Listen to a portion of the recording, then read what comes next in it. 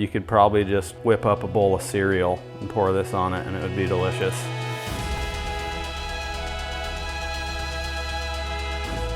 By any means necessary, find your way to chimichurri. Good God.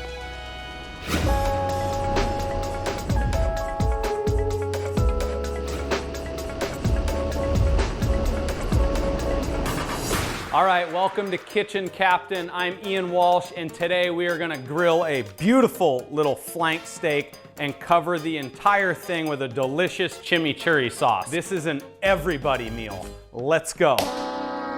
Well, I guess not everybody, because if you're a vegan, this isn't for you, but you will get a delicious chimichurri sauce you can put on anything else. So let's go.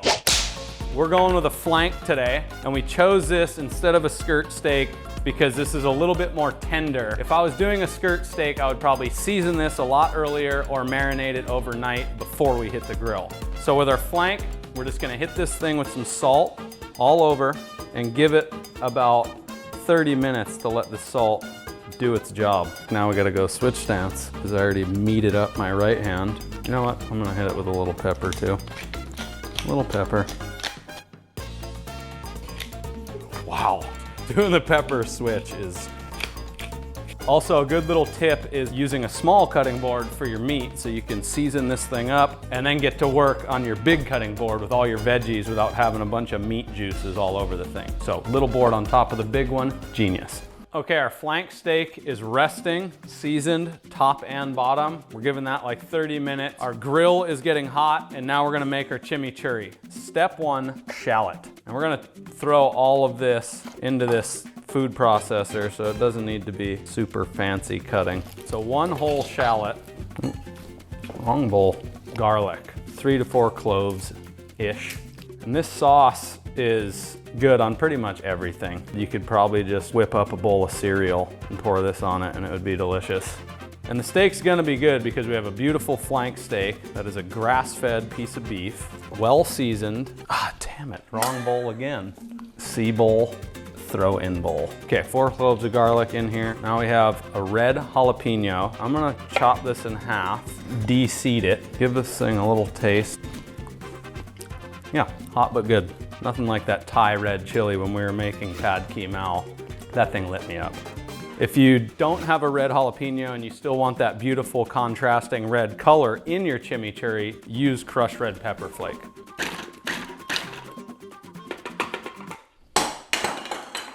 Okay, apparently the top of the food processor doesn't stay.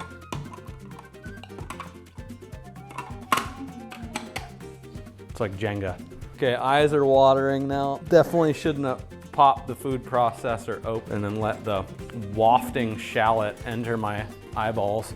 It happened. What are you gonna do? Don't rub the red jalapeno and then the eyes if the shallots enter your pupils. Don't need that. Now we're gonna add our red wine vinegar, half a cup. If you're like me and you love a bit of tang, this sauce is right up your alley.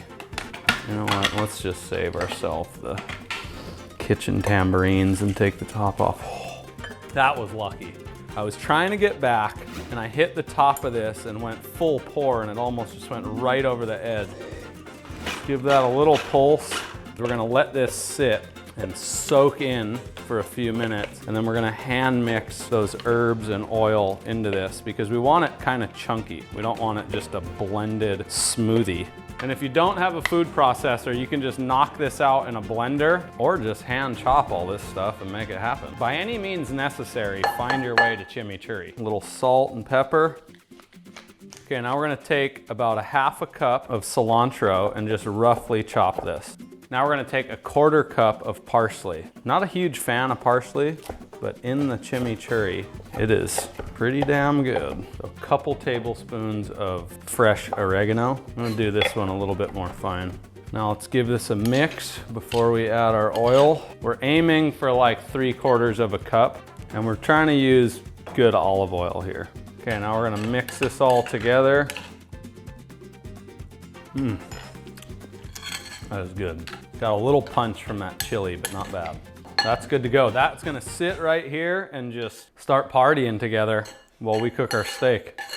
We have our flank steak, beautifully, almost just dripped that on the deck, seasoned, and the moisture is being pulled out by the salt. We're just gonna go with it as is, so. Just listen to that. Okay, our steak should be about 5 to 6 minutes each side, and I'm aiming for an internal temp on the meat of about 125 to 130. And at that point, we'll take it off, let it rest, and then we're gonna slice this thing against the grain to keep the meat as tender as possible. There we go, 127. Okay, off the grill we go. Now we're just gonna let this rest for like 10 minutes. So now our grains are running this way, so we're gonna cut against the grains, and we're gonna try to make this nice and beautiful. Now we're gonna get a little fancy. Now the main event. Take our chimichurri, give it a final little mix. I mean, the red in there definitely adds a pop. So if you don't have a red jalapeno, definitely do some crushed red pepper. And now the all-important dusting right off the elbow. Good God. Salt Bae, eat your heart out. There we go. Flank steak with a delicious chimichurri delicately spread over the top. Let's get right down to business. It's got a zing. I mean, you dress this thing up like that, so good.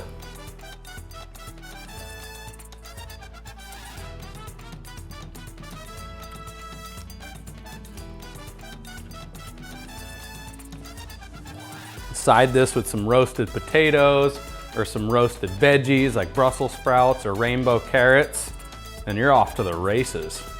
I mean, what's not to love? Cilantro, oregano, I guess parsley. I don't really love parsley, but it tastes delicious in this. Salt, pepper, red jalapeno, really good olive oil, red wine vinegar, flank steak, seasoned to perfection, grilled on both sides, 5 to 6 minutes, over a hot charcoal grill. Bango. If you don't eat meat, you can use this sauce on anything else you want to eat. Use a shoe, cardboard box, cereal, vegetables, you name it, it'll make it delicious. Thanks for watching.